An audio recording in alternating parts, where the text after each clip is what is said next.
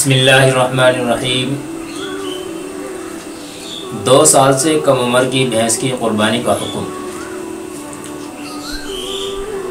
अगर भैंस की उम्र 2 साल से कम हो मगर वजूद से 2 साल से ज़्यादा मालूम होती हो तो क्या उसकी क़ुरबानी जायज़ होगी? मोहम्मद शादाब नजीब आबाद से। शादाब भाई, दरअसल मसला ये है कि गाय, भैंस, बैल, इनकी क़ुरबानी सिर्फ 2 साल के बाद ही जायज़ होगी। इससे पहले अगर इनकी उम्र कम है, अगरचे 4 दिन भी कम हो और ये 2 साल से ज़ायद के 4 साल 3 साल के भी लग रहे हों, तब भी इनकी क़ुरबानी जायज़ और दुरुस्त नहीं है।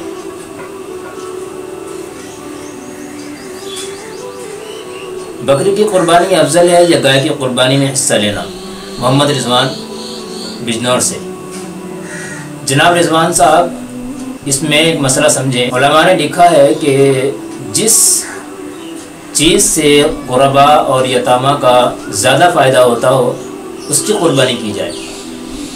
मिसाल के तौर पर बकरा अगर 40,000 का है तो एक क़ुरबानी अदा करके सिर्फ़ एक महल्ले तक महदूद रह सकता है, और अगर आप 40,000 की भैंस लें या गाय लें या कोई और जानवर लें जिसके साथ हिस्से भी हो सकते हैं और उसको आप सिर्फ अकेले ही करें तो उसमें गुरबा का ज़्यादा फ़ायदा होता है। तो इस एतबार से कोई मुतय्यन तो नहीं कर सकते जो भी बेहतर हो, लेकिन जिस एतबार से बड़े जानवर की क़ुरबानी की जाएगी तो उसमें गुरबा और यतामा का फ़ायदा ज़्यादा होगा, तो वह सवाब के लिहाज से भी ज़्यादा हो जाएगा और इंशाअल्लाह उसको ज़्यादा सवाब मिलेगा।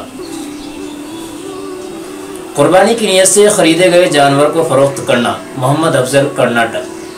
जनाब अफजल साहब, ये जिस शख्स ने जानवर को क़ुरबानी की नीयत से ख़रीदा है, क्या इसको फ़रोख्त कर सकता है?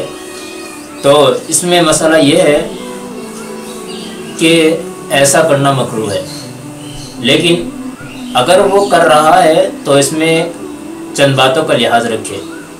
नंबर 1, जितने का जानवर फ़रोख्त किया तो उस रकम का दूसरा जानवर ख़रीद ले और उसकी क़ुरबानी करे।